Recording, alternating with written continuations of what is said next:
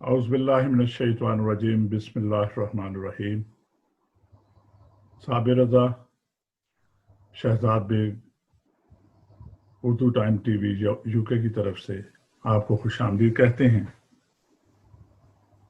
और हमारी आज की मेहमान हैं यास्मीन हमीद साहिबा, जो रबी सदी से अदब में एक अकाई की हैसियत से हमारे सामने हैं। लफ्ज़ो मानी की हुर्मत को मोतबर जानती हैं। अहदे हाज़िर में शायरी में उनका एक आला तरीन मकाम है। आप सब लोग उनको जानते हैं। हम उनसे आज उनकी ज़िंदगी की मेहनत और शायरी में जो सफ़र उन्होंने तय किया है, एक लंबा सफ़र है, उसको किस तरीके से रास्ते में मुश्किलें भी आई होंगी और इन्होंने उस सफ़र को बहुत अच्छे से तय किया और वो हमारे सामने हैं कि इनका एक एक शेर इनकी ज़िंदगी का तजुर्बा बोलता है। और ये हमारी मेहमान हैं, तो मैं खुशामदीद कहता हूँ यास्मीन हमीद साहबा से कि आप हमारे प्रोग्राम में तशरीफ़ लाएं। अस्सलाम बहुत शुक्रिया, आपका बहुत शुक्रिया, दावत दी आपने मुझे, बहुत शुक्रिया। तो सबसे पहले तो ये है कि आप गज़ल भी कहती हैं और नज़म भी कहती हैं जी। आपने तराजम भी किए हैं। आपने कौन सी किताब या कौन से शायर या अदीब को कौन सी किताबों के आपने तराजम किए हैं? मुझे आपकी आवाज नहीं आई, जरा सा दोहरा दीजिए कि कौन सी किताबों के तराजुम आप कह रहे हैं? जी जी जी जी। अच्छा, तो ऐसा है साबिर साहब के आपने 3 बातें मुझसे पूछ ली कि मैंने गजल भी कही है और नज्म भी कही है और तराजुम भी किए हैं। जी जी। तो तराजुम जो हैं वो मैंने शायरी ही के किए हैं। अच्छा जी। मैंने एक रिसाला है, उसे एडिट किया, कोई उसके 8 शुमारे, उसका नाम है पाकिस्तानी लिटरेचर। ये हमारी एकेडमी ऑफ लेटर्स से शाया होता है। जी तो जी। 1993 में मैंने इसका पहला जो है इशू, उसको मैंने एडिट किया था। ठीक है। खास ये शुमारा था और उसके बाद कोई तकरीबन 7-8 शुमारे मैंने इसके एडिट किए, जिसमें हम उर्दू में लिखी हुई तहरीरें हैं, इसमें शायरी भी है और अफसाना भी है, उसको अंग्रेजी में तर्जुमा उसका करा के उसमें शाया करते थे। अच्छा। तो जो मैंने खुद तर्जुमे किए हैं वो मैंने शायरी के तर्जुमे किए, खास तौर पे नज्म के। अच्छा। और ये तर्जुमे छपे डॉन अखबार है यहाँ पे, उसमें एक बुक्स एंड ऑथर्स का हिस्सा आता था। जी तो जी। ये तकरीबन 3.5 साल तक मुस्तकिल उसमें शाया होते रहे। उसमें हमारे जो नज्म निगार हैं इकबाल के बाद के 20वीं सदी के, जी जी। उनको मैंने जो है उनकी नज्मों का इंतखाब किया और फिर ये तराजुम जो है ये किताबी सूरत में शाया हुए। उस किताब का नाम है पाकिस्तानी उर्दू वर्स। ये अच्छा, OUP ने और ऑक्सफोर्ड यूनिवर्सिटी प्रेस ने 2010 में शाया की थी। तो मुझे शायरी के तर्जुमा करने में लुत्फ भी ज्यादा आता है। हाँ, उसमें 2-3 चीज़ों से एक मुतालिया भी हो जाता है आपका, और जब वो आप तराजम करती हैं तो एक शायर की हैसियत से आप उनका जो ख्याल है वो आप पर ज्यादा बेहतर तरीके से खुलता है। आपका ख्याल, उनका ख्याल जो आप तराजम करती हैं, जैसे जी फैज की कोई नज़म हो जी जी और फैज की नज़म का आप तर्जमा कर रही हों, या कोई ऐसा आदमी तर्जमा कर रहा हो जो शायरी से उसका इतना शौक ना हो, आप एक अच्छी जी जी शायरा हैं जी जी तो जी मैं जैसे समझ गई हूँ बिल्कुल। मुझे आपकी आवाज क्योंकि कम आ रही है, तो मैं वो कहा था एक दफा, मेरा ख्याल है ये जॉन ड्राइडन ने कहा था कि जो शायरी है उसका तर्जुमा शायर को करना चाहिए। बिल्कुल मेरा ख्याल है ये बिल्कुल सही, मुझे लगता है कि ये बात अच्छी है کیونکہ شاعری میں جو ایک لطف بھی ہے، شاعری کے ترجمہ کرنے میں یہ مشکل کام بھی ہے، اور اس میں ایک لطف یہ ہے کہ جو ترجمہ نگار ہے وہ جس طرح سے متن کو پڑھتا ہے وہ مطلب جتنی تفصیل میں اور جس دقت سے اس کو سمجھنا اور پڑھنا اور اس کو کھولنا پڑتا ہے، اس کو مانوی سطح اس کی کھولنی پڑتی ہیں، کیونکہ ہم نے اس کو پھر ریکریٹ کرنا ہوتا ہے دوسری زبان میں. تو یہ ایک مشکل کام بھی ہے، اور جس کا دل لگ جائے اس کے لیے دلچسپ بھی ہے. جی ماشاء اللہ. تو آپ you are feel comfortable after آپ نے ترجمے کیے، اور وہ آواز آ رہی میری آپ کو؟ جی ہاں، اب کچھ بہتر ہے. جی تو آپ مطمئن ہیں جو آپ نے کام کیا ہے، اور ذہنی طور پر جہاں آپ چاہتی ہیں کہ اور کوئی ایسا پروگرام ہو آپ کے ذہن میں کہ آپ پھر بیٹھیں سکون سے، کیونکہ اتنے 20 سالوں میں 30 سالوں میں، جیسے آپ نے 1993 میں آپ نے وہ کتاب کی تیاری کی تھی، تو اب ایک عرصہ 27 سال ہو گئے ہیں نا؟ نہیں، 93 میں نے رسالے ایڈٹ کیے تھے، میری کتاب 2010 میں آئی ہے. اچھا 2010 میں، تو پھر تو ابھی 10 سال ہوئے ہیں. لیکن میں نے ترجمہ کر رکھا ہے، میں نے انگریزی سے اردو میں بھی ترجمے میں نے کیے ہوئے ہیں، جو کتابی صورت میں ابھی شائع نہیں ہوئے ہیں. لیکن انشاءاللہ ارادہ ہے انہیں شائع کراؤں گی، اور موقع ملا تو میں اور بھی تراجم جو ہے میرا ارادہ ہے کہ اس پہ کام میں کروں گی کچھ. اور اطمینان تو جو ہے وہ ظاہر ہے کام کرنے والے کو ہونا بھی نہیں چاہیے، اور اطمینان ہو جائے تو پھر سب کچھ ختم ہو جاتا ہے. وہ تو بے چینی ہے جو اس کو جاری رکھتی ہے. ہاں، آپ نے بہت اچھی بات کی ہے کہ انسان کہیں رک نہیں سکتا ہے، اسٹاپ نہیں ہوتا ہے، زندگی کو چلتے ہی رہنا چاہیے ہوتا ہے. جی ہاں بالکل. آپ کے ہم اثروں میں جیسے کہ فراد صاحب تھے، افتخار عارف صاحب ہیں، تو ان کے زمانے میں ان کے سامنے آپ نے شاعری پڑھنی اور اپنا مقام بنانا ایک مشکل تھوڑا سا ہوتا ہے ایک جگہ بنانے کے لیے. تو آپ کس طریقے سے اپنے آپ کو، افتخار عارف صاحب اتنا بڑا نام ہے، بلند ہاتھوں میں زنجیر ڈال دیتے ہیں، عجیب رسم چلی ہے دعا نہ مانگے کوئی، دعا نہ مانگے کوئی. یہ میں نے 1978 میں ان سے شعر سنا تھا فیصل آباد میں، وہاں ایک مشاعرہ تھا. تو میں ان کا فین بھی ہوں ویسے، لیکن فراد صاحب بھی. تو اتنے بڑے شعراء کے سامنے جب ان کے ساتھ ایک مشاعرے میں شرکت کر کے اور پھر ان سے یہ کہلوانا کہ یاسمین بہت اچھا لکھتی ہو، یہ تو اب مجھے نہیں معلوم کہ وہ انہوں نے کیا کہا میرے بارے میں. یہ لوگ مجھ سے سینئر ہیں. جی ہاں، دونوں ہی جو نام آپ نے لیے ہیں یہ ہمارے زمانے کے یعنی جو سینئر کنٹمپریریز ہیں، اور وہ ہیں، اور ظاہر ہے یہ لوگ مجھ سے بہت پہلے سے لکھ رہے تھے. تو ظاہر ہے مطلب یہ ان کے علاوہ بھی بہت سے لوگ تھے. جب میں نے لکھنا شروع کیا ہے اس وقت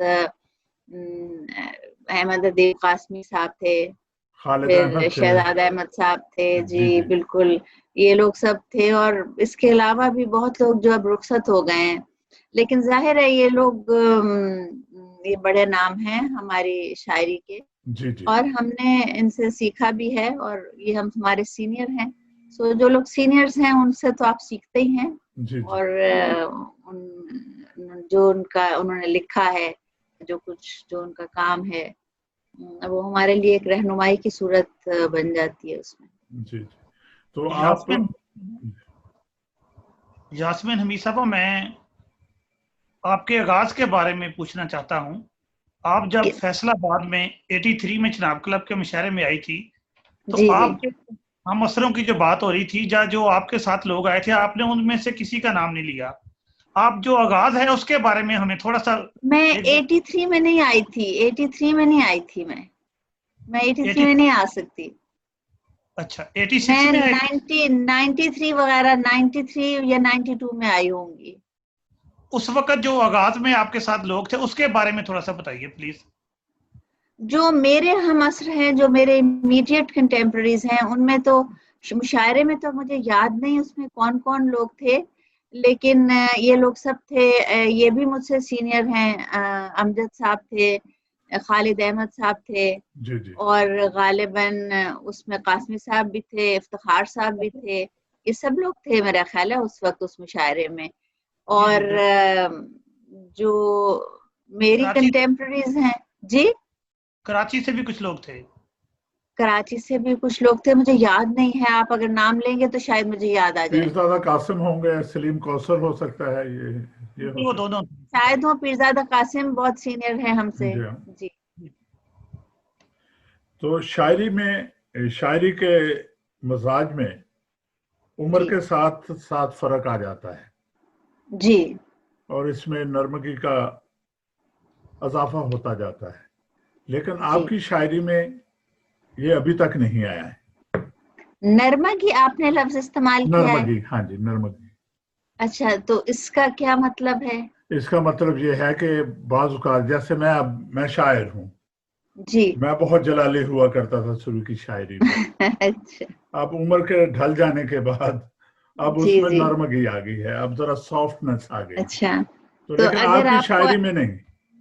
اچھا، یہ اگر ایسا ہے، کیونکہ یہ جو پڑھنے والا ہے وہ شاید زیادہ بتا سکتا ہے، جی جی، اور اگر ایسا آپ کو محسوس ہوتا ہے تو میرا خیال ہے یہ تو پھر اچھی بات ہے. یہ مجھے بہت معلوم اچھی نہیں بات تھا. ہے. میرا سوال یہ ہے کہ جی، نارملی ایسے ہوتا ہے. اس میں ایسا ہے کہ یہ سب کام جو ہے یہ بہت زیادہ اس میں شعور کا دخل نہیں ہوتا، کہ اگر اس میں جو مزاج ہے شاعری کا وہ جی جی ٹھیک ہے، آپ صحیح کہہ رہے ہیں، تبدیل ہوتا ہے، کیونکہ وقت کے ساتھ ساتھ آپ کا تجربہ جو ہے وہ اس میں شامل ہوتا جاتا ہے، جی جی جی اور مطالعہ شامل ہوتا جاتا ہے، اور آپ کے جو ریاکشنز ہیں وہ تبدیل ہو جاتے ہیں.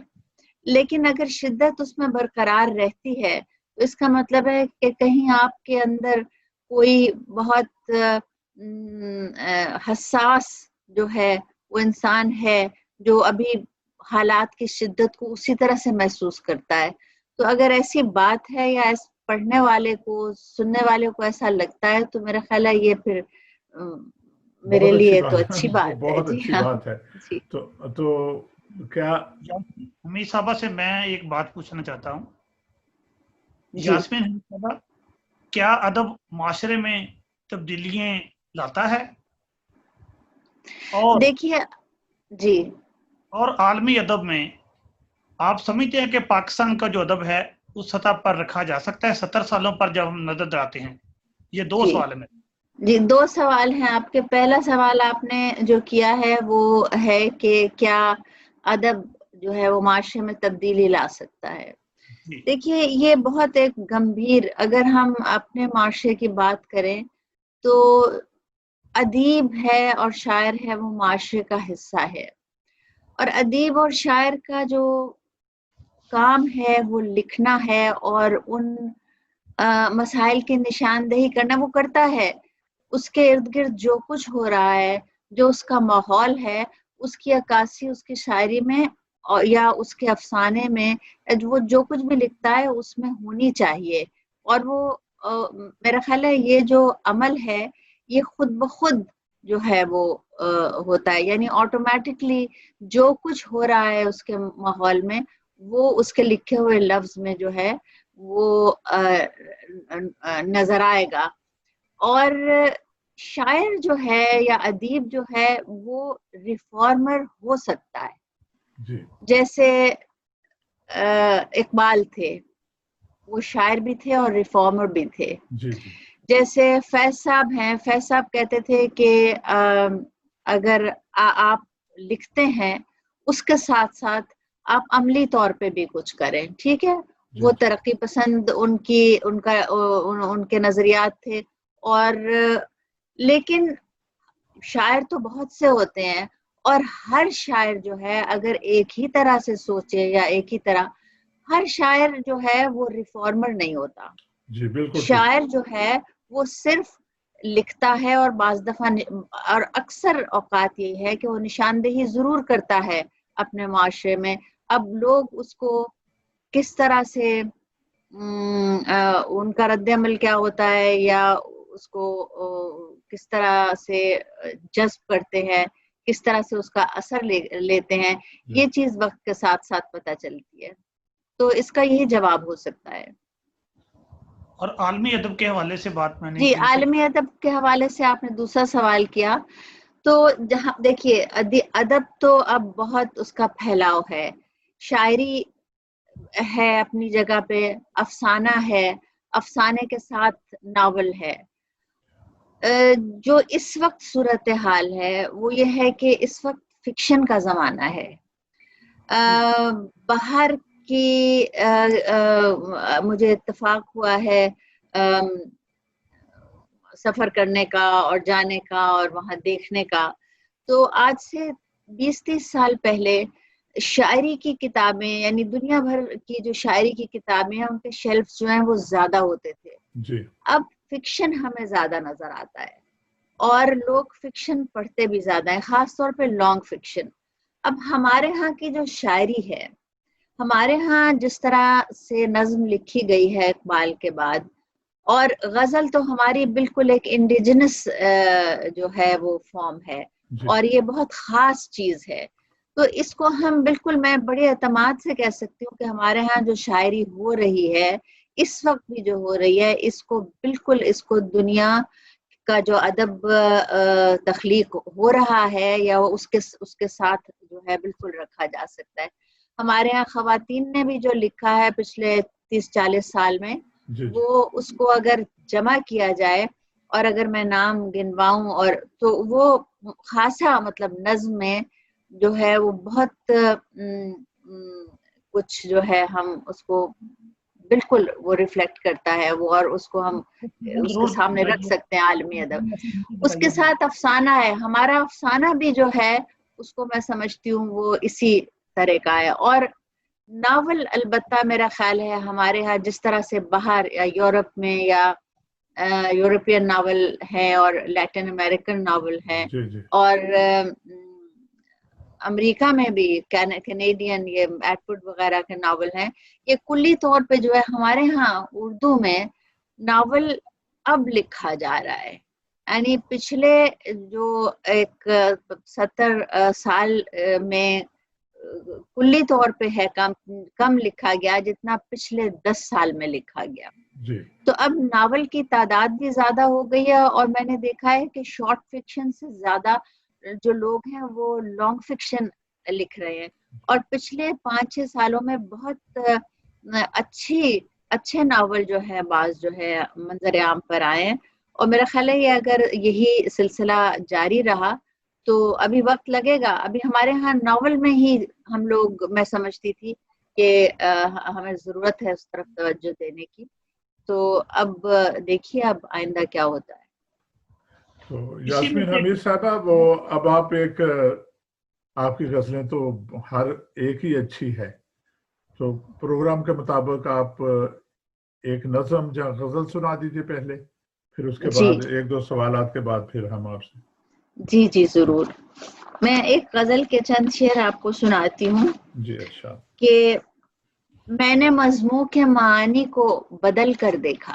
واہ واہ واہ.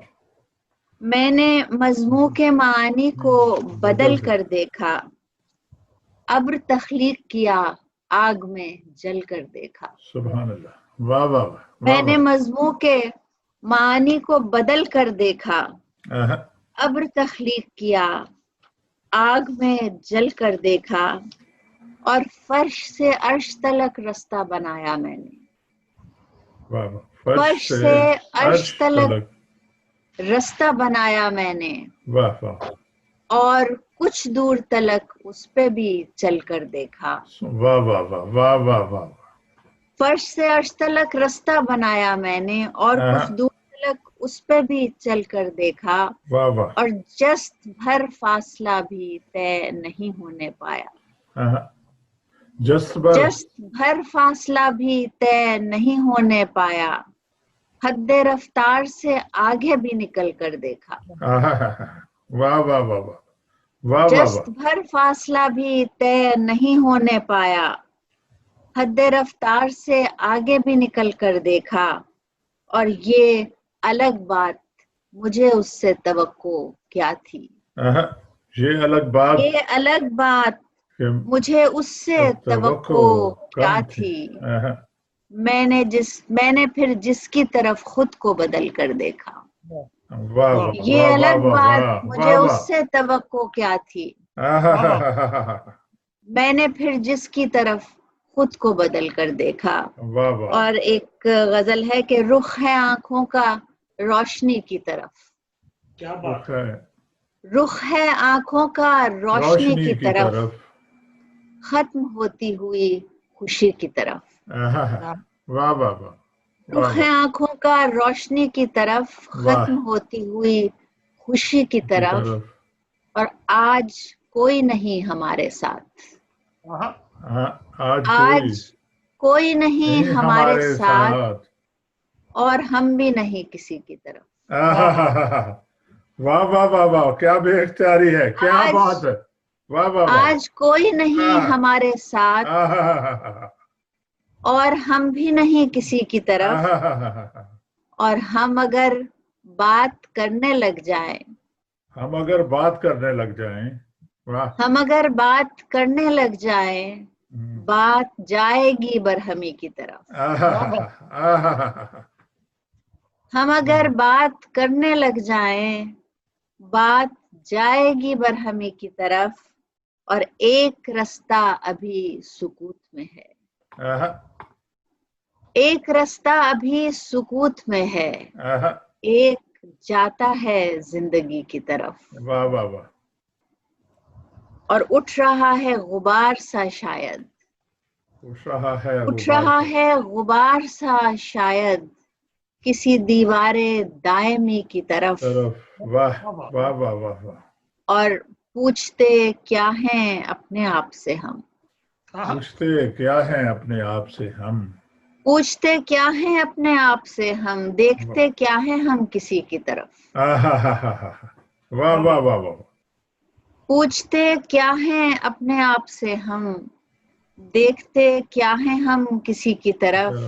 اور آخری شعر ہے کہ ایک وقفہ ہے درد کا، اور پھر ایک وقفہ ہے درد کا، اور پھر ہم بھی ہو جائیں گے اسی کی طرف. ایک وقفہ ہے درد کا، اور پھر ہم بھی ہو جائیں گے اسی کی طرف. بہت اچھا، ماشاءاللہ. اچھا یاسمین حمید صاحبہ، آپ یہ بتائیے کہ کون سی صنف میں آپ سہولت محسوس کرتی ہیں یا کمفرٹ ہوتی ہیں؟ صابر صاحب، یہ بڑا مشکل اس کا جواب ہے، کیونکہ جب آپ میں جب لکھتی ہوں اور لکھنا شروع کرتی ہوں تو پہلا مصرع مجھے خود بخود یا غزل کی طرف لے جاتا ہے یا وہ نظم کی طرف لے جاتا ہے. اور میں نے نثری نظمیں بھی لکھی ہیں، کم لکھی ہیں، لیکن جب میں لکھنا چاہوں اس طرح سے تو وہ بھی میرا توجہ اس طرف چلی جاتی ہے. تو اب یہ کہنا مشکل ہے، مجھے سہولت دونوں طرف محسوس ہوتی ہے. یعنی کہ جس طرف آپ کا موڈ ہوگا اسی طرف آپ چل جی ہاں، جی جی جی بالکل. میں یاسمین حمید صاحب آپ سے پوچھنا چاہوں گا، جی، جو ہماری 80 کی دہائی کی غزل تھی، جی، اس میں ظاہر ہے کہ 60 70 80 کی دہائی میں تبدیلیاں آتی رہی. اب جہاں پر غزل آج رن کر رہی ہے اس کے بارے میں آپ ان سے مطمئن ہیں، جسے ہم جدید غزل کہتے ہیں یا نظم کہتے ہیں؟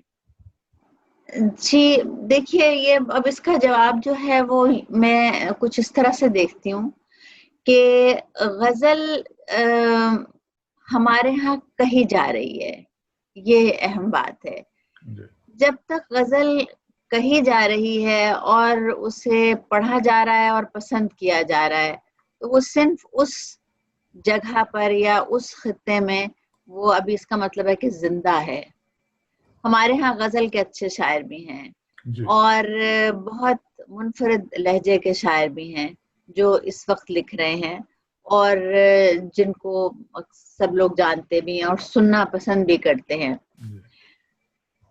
ایک چیز جو مجھے لگتی ہے وہ یہ لگتی ہے کہ جو مشاعرہ ہے اس کے لیے ایک خاص وضع کی غزلیں جو ہیں وہ کہی جاتی ہیں، اور یہ سوچ کر کہا لکھا جاتا ہے کہ آپ پڑھنے والے کے لیے نہیں لکھ رہے ہوتے، آپ سامع کے لیے لکھ رہے ہوتے ہیں. بہت سی غزل جو ہے وہ ایسی لکھی جاتی ہے جو کتاب میں چھپنے کا جب لکھ رہا ہوتا ہے لکھنے والا، وہ سامع کو ذہن میں رکھ کے لکھتا ہے. تو اس میں یہ مجھے محسوس ہوتا ہے، مطلب مجھ سے ضروری نہیں ہے لوگ اتفاق کریں، لیکن مجھے ایسا محسوس ہوتا ہے کہ بہت سے لوگ جو ہے وہ اپنے آپ کو دہراتے ہیں اور بہت سی ایک طرح کی چیزیں لکھی جاتی ہیں. یعنی اس میں انفرادیت جو ہے اس کی بجائے ایک مطلب اجتماعیت ہے، جس میں ہر ایک کا اسلوب جو ہے وہ دوسرے کے اسلوب سے ملنے لگتا ہے. تو اس سے اگر اجتناب کیا جائے تو شاید وہ غزل کے لیے بہتر ہوگا، کیونکہ اگر ہم سامع کو ذہن میں رکھ کے لکھیں گے کہ ہم اگر یہ 5000 کے مجمع کے سامنے شعر سناتے ہیں تو ہمیں اس کی داد ملے، تو پھر اس کا مطلب ہے کہ کوئی چیز جو ہے وہ ہم ایسی ہے جو ٹھیک نہیں کر رہے. یعنی کہ ہم انٹرٹینمنٹ کر رہے ہیں کہ لوگوں کو جو پسند ہے وہ بات کر دیں. جی، اگر سیلاب آیا ہوا ہے اپنی تو بات سیلاب کرنی کی چاہیے. بات. شاعری میں دیکھیے، شاعری میں جو بنیادی چیز ہے وہ اپنی سچائی ہے. ہاں جی، لکھنے والے کی اپنی سچائی، اسی سے انفرادیت پیدا ہوتی ہے شاعری میں. یہ میرا خیال ہے، اور میرے خیال سے مطلب میں بھی اختلاف بھی ہو مطمئن ہوں اس سکتا سے. ہے بہت سے لوگوں. میں بالکل اس سے مطمئن. میرا سوال جو تھا وہ یہی جی، تھا، لیکن آپ نے شہزاد بیگ صاحب کے سوال پہ جو جواب دیا ہے وہ میری بھی تصدیق ہو گئی ہے کہ آپ نے کہا جی، کہ شہزاد بیگ صاحب اور میں اس ایک بات پہ متفق ہیں، کافی عرصے سے ایک ہی طرح کی غزل لکھی جا رہی ہے. آپ نے اس کا جی، جواب بہت جی، اچھا دیا. مجھے بھی یہ محسوس ہوتا ہے. جی ہاں، تو اب آپ ایک نظم سنا دیجیے. جی جی، ضرور ضرور ضرور. میری ایک نظم ہے جس کا عنوان ہے PK754. اچھا، تو میں وہ سناتی ہوں. میں نے نظم دوسری جو ہے وہ یہاں رکھی تھی، لیکن اب میں سوچ رہی ہوں کہ یہ سنا دوں آپ کو. جی یہ یوں ہے کہ شہر جگمگا رہا ہے، واہ، شہر جگمگا رہا ہے، اور کسی خفیف روشنی میں تم بھی سو رہے ہو. واہ واہ واہ. شہر جگمگا رہا ہے اور کسی خفیف روشنی میں تم بھی سو رہے ہو. ان بلندیوں سے چاند کی زمین قریب ہے، ان بلندیوں سے چاند کی زمین قریب ہے، مگر نہیں. ہوا یہاں پہ تیز ہے کہ سرد ہے، کسی کو بھی خبر نہیں. یہ بادلوں کا تیرتا دھواں ہے یا رفاقتوں کی گرد ہے. یہ بادلوں کا تیرتا دھواں ہے یا رفاقتوں کی گرد ہے. یہ کانپتی ہوئی صدائے واپسی کی لہر ہے کہ ڈولتا ہوا بدن اڑان کا، کہ جھولتی ہوئی زمین شیب کی. یہ بادلوں کا تیرتا دھواں ہے یا رفاقتوں کی گرد ہے. یہ کانپتی ہوئی صدائے واپسی کی لہر ہے کہ ڈولتا ہوا بدن اڑان کا، کہ جھولتی ہوئی زمین شیب کی. وہ کون تھا جو مٹھیوں میں ریت بھر کے سو گیا، وہ کون تھا جو مٹھیوں میں ریت بھر کے سو گیا. خیال و خواب سے بھی دور ہو گیا، بھٹکتی رات کے الجھتے گیسوؤں میں کھو گیا. ستارے میرے ساتھ چل رہے ہیں کیا، ستارے میرے ساتھ چل رہے ہیں کیا. وہ کون سی خلش ہے جس کو مطمئن نہیں کیا. بلندیوں جدائیوں نے، موت کے خیال نے بھی مطمئن نہیں کیا. بلندیوں کے پستیوں کے ہم سفر، بلندیوں کے پستیوں کے ہم سفر، بتاؤ تو زمین پر فضاؤں میں جو راستہ نہیں بنا وہ کیا ہوا. بتاؤ تو جو رات کی فصیل پار کر سکے، جو صبح میں بدل سکے، وہ کس طرح کی نیند ہے، وہ کس طرح کا خواب ہے. واہ واہ. بتاؤ یہ فضا میں کیسی ہوک ہے، یہ کیسا اضطراب ہے. سفر کا اختتام ہو رہا ہے اور شور بے حساب ہے. واہ واہ واہ، کیا منظر کشی کی ہے آپ نے. اللہ تعالیٰ. بہت شکریہ. ہاں اب یاسمین حمید صاحبہ ہمیں کوئی 2-3 منٹ کا بریک کرنا پڑے گا. جی جی، ذکر جو ہے ہمیں کرنا چاہیے.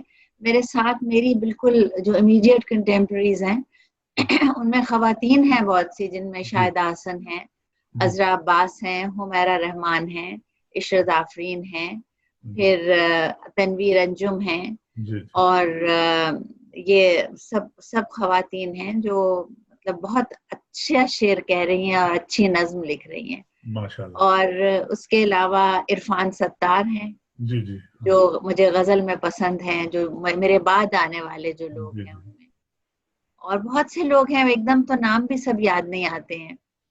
اب تھوڑا سا ہٹ کر ایک سوال ہے چھوٹا سا، جی، کہ ہمارا نظام تعلیم جی کیا ہماری نمائندگی کرتا ہے؟ ہماری نمائندگی تو دیکھیے کرنا یہ ایک بہت کمپلیکیٹڈ سی بات ہے، لیکن ہمارا نظام تعلیم جو ہے اس کو درست کرنے کی بہت زیادہ ضرورت ہے. وہ ہمارے لیے مفید نہیں ہے. نمائندگی تو کرتا ہے یا نہیں کرتا، لیکن ہم کہہ سکتے ہیں کہ وہ اس سے ہم کچھ خاص حاصل نہیں کر رہے. اور جو ہمارا نظام تعلیم ہے، جو خاص طور پہ جو اسٹیٹ سکولز جس کو کہتے ہیں، جو پبلک سیکٹر ہے، اس میں بہت زیادہ جو ضرورت ہے اس توجہ کی. اور جو پبلک اور پرائیویٹ سیکٹر کا یہاں پہ ایک تقسیم ہے وہ ختم ہو جائے گی اگر پبلک سیکٹر میں معیار جو ہے تعلیم کا وہ بہتر ہو جائے. اس معیار کا تعلق میں ہمیشہ سمجھتی ہوں، میرا تعلق کیونکہ تعلیم سے بہت رہا ہے اور میں نے بہت قریب سے یہ سب چیزیں دیکھی ہیں. ہم لوگ اکثر کہتے ہیں کہ انگریزی اور اردو کا فرق ہے، کہ پرائیویٹ سکولز جو ہیں وہاں پہ کیونکہ انگریزی میں تعلیم دی جاتی ہے اس لیے ان کو بہتر سمجھا جاتا ہے.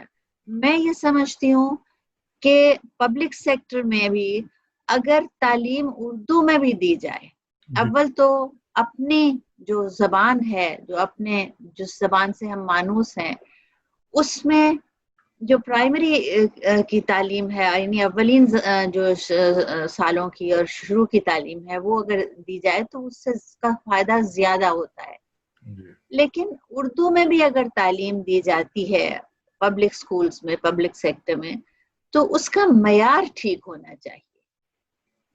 جب ہم معیار کو درست کریں گے، جب ہم ٹیچر ٹریننگ اور وہ تمام چیزیں جو ہیں جن کی ماڈرن ایجوکیشن میں جن کی ضرورت ہے وہ جب فراہم کریں گے تو ہمارا تعلیمی نظام خود بخود بہتر ہوگا. تعلیمی نظام بھی جو ہمارا پورا سسٹم ہے یہاں پہ ہر انسٹیٹیوشن کا، وہی تعلیم کا بھی جو ہے تعلیم کی صورت ہے. ہم جب بچپن میں یاد کرتی ہوں کہ ہم نے یہیں سے پڑھا ہے، میں نے کہیں باہر جا کر نہیں پڑھا ہوا، لیکن بہت بجائے اس کے کہ حالات بہتر ہوتے تو حالات جو ہیں وہ پہلے سے زیادہ جو ہے آپ کا سٹینڈرڈ جو ہے معیار وہ بالکل ختم ہو گیا، اس کی طرف کوئی توجہ نہیں ہے.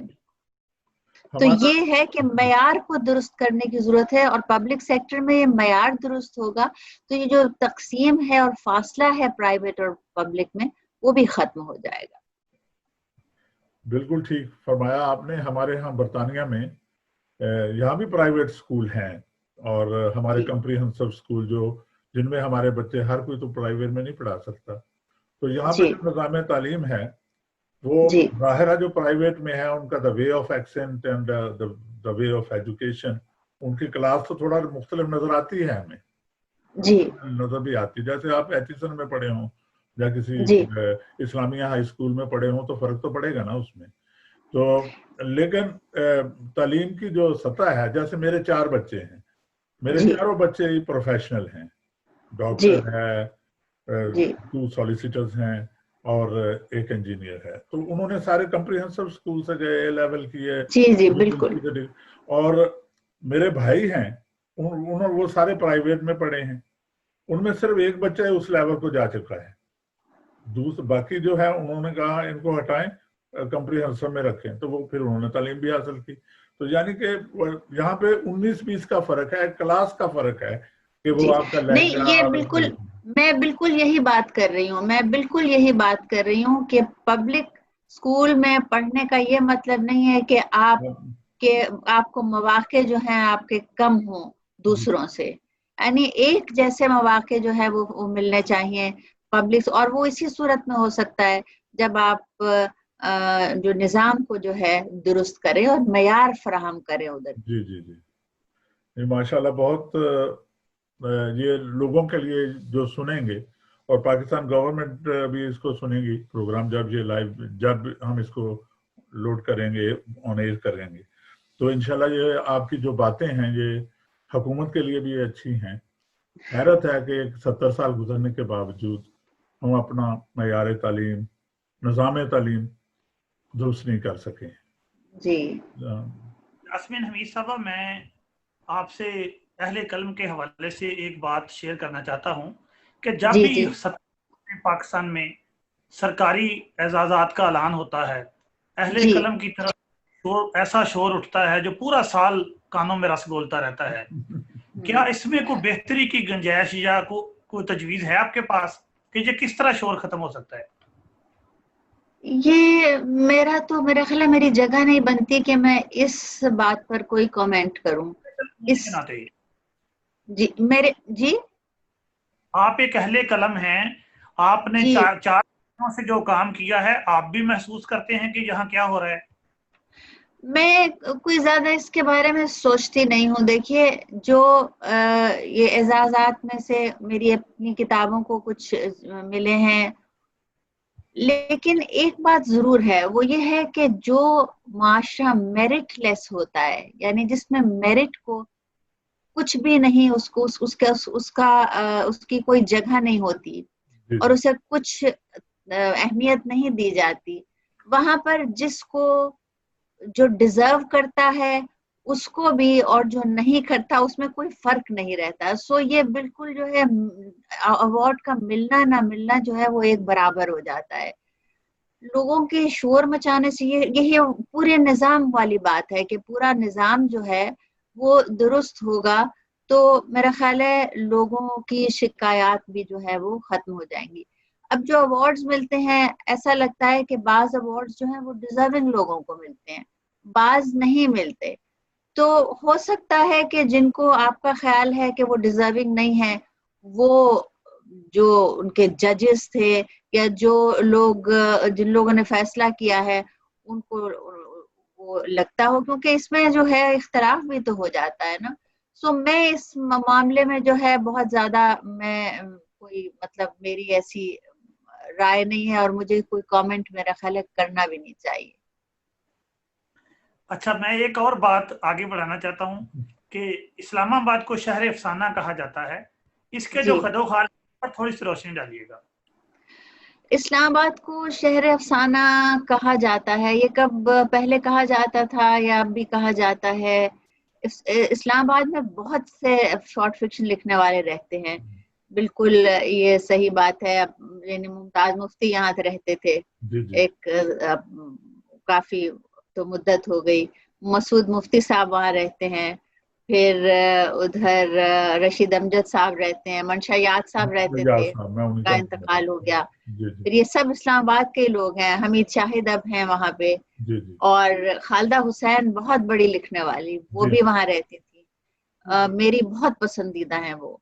اور اس کے علاوہ نیلوفر اقبال ہیں, وہ بھی افسانہ نگار ہیں, وہ بھی وہاں رہتی ہیں. تو اب یہ سب اچھے افسانہ نگار ہیں, اور ان میں بعض تو بہت بڑے ہیں. خالدہ حسین کا نام میرا خیال ہے ان سب میں بہت بڑا نام ہے, میں ان کو بہت بڑا افسانہ نگار سمجھتی ہوں.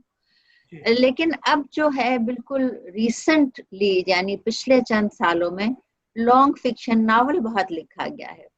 اور ناول بھی جو ہے اس میں کراچی میں بھی لوگ ہیں لکھنے والے. یہاں اسلام آباد میں جو لوگ ہیں وہ اختر رضا سلیمی ہیں, ان کے 2 ناول آئے ہیں, میں نے دونوں پڑھے ہیں اور دونوں بہت عمدہ ہیں. پھر علی اکبر ناطق کا ایک ناول آیا ہے.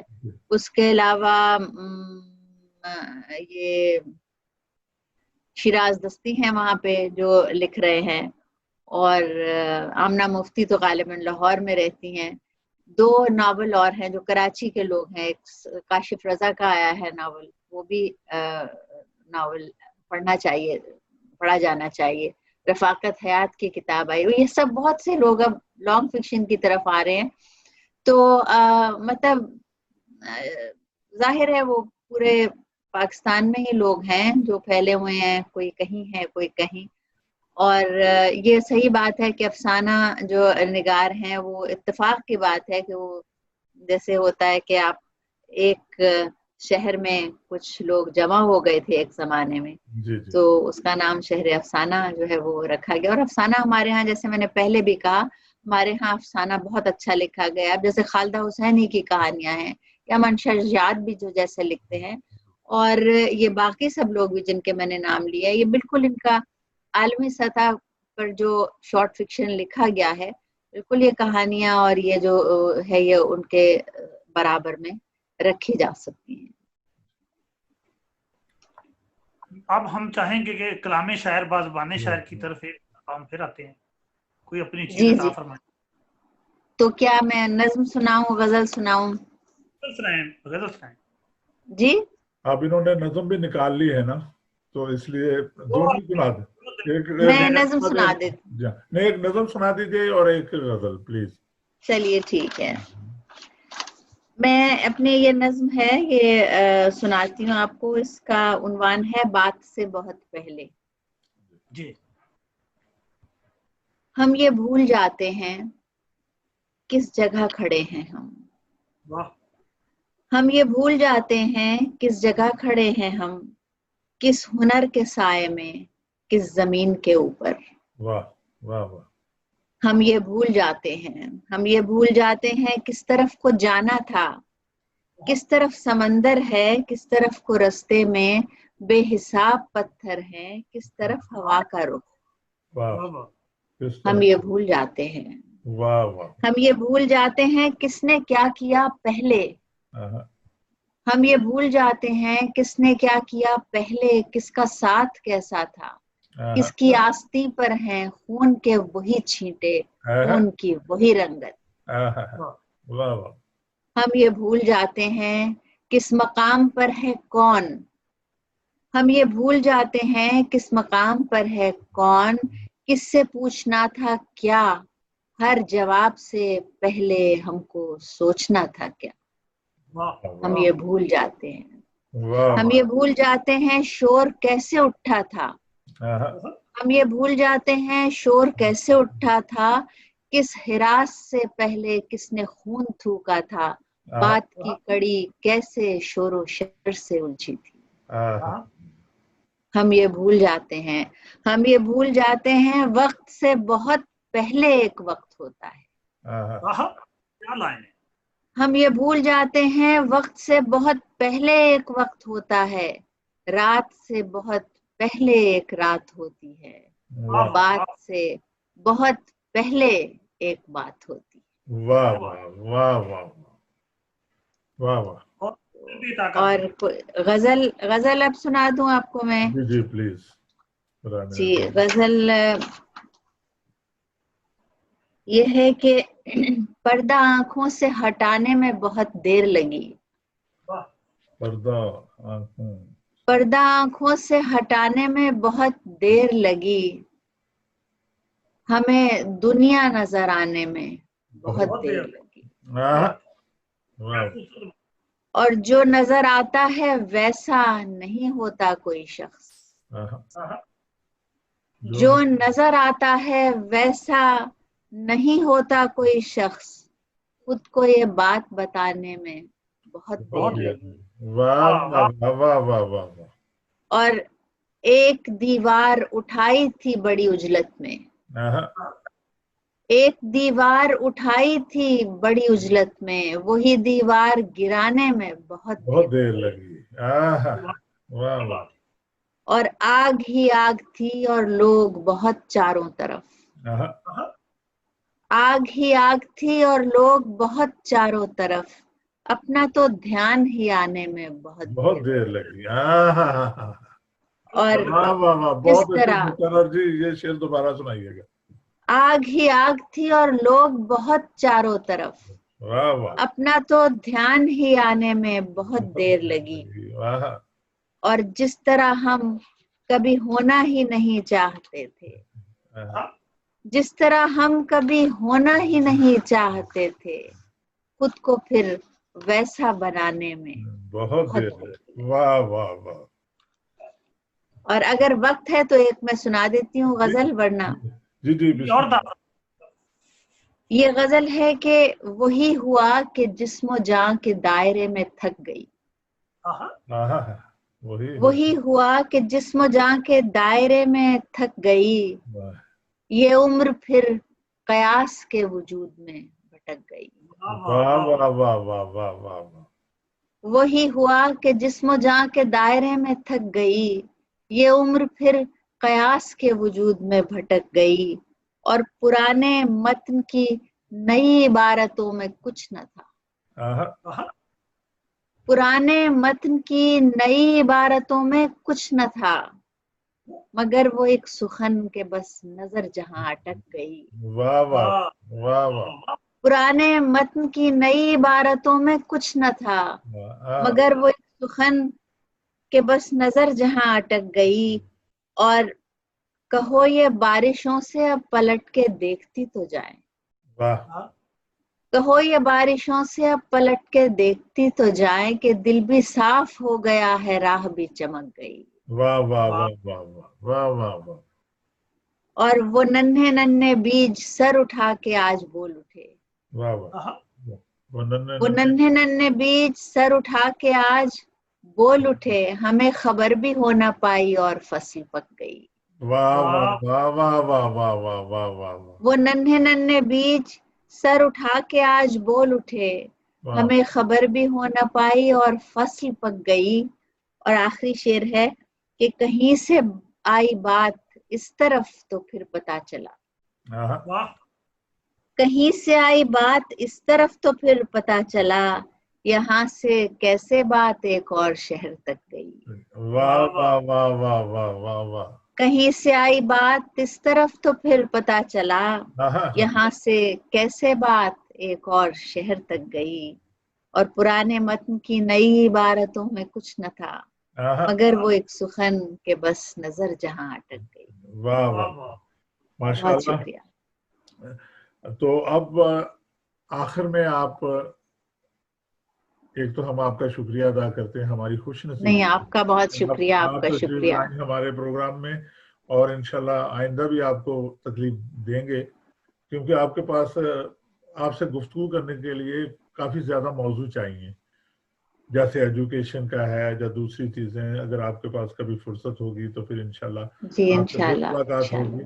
بڑی تو مہربانی. پیغام جو دیکھنے والے ہیں، سننے والے ہیں، ان کے لیے، جی. نئے لکھنے والے ہیں، ان کے لیے کوئی پیغام دے دیجیے. پیغام تو میری ایسی کوئی، مطلب میں کیا دوں گی پیغام، لیکن بس ایک چھوٹی سی بات جو میں ہمیشہ کہا کرتی ہوں وہ یہ ہے کہ محنت جو ہے اس کا کوئی متبادل نہیں. اگر صلاحیت ہے، اللہ تعالیٰ نے، قدرت نے آپ کو کسی چیز، کسی کام کے لیے جو ہے وہ آپ کا انتخاب کیا ہے اور آپ کو صلاحیت بھی دی ہے، وہ بھی کافی نہیں ہے جب تک آپ محنت نہ کریں. یہ جو زندگی میں اگر کہیں بھی پہنچنا ہے، کوئی چھوٹی سی جگہ بھی حاصل کرنی ہے، تو اس کے لیے محنت جو ہے اس کا متبادل کوئی نہیں. بہت بہت شکریہ آپ کا. پھر انشاءاللہ اللہ تعالیٰ آپ کو تندرستی دے، محفوظ رکھے اور ہمیشہ خوش رکھے. بہت شکریہ آپ کا، بہت شکریہ جی، آپ نے مجھے دعوت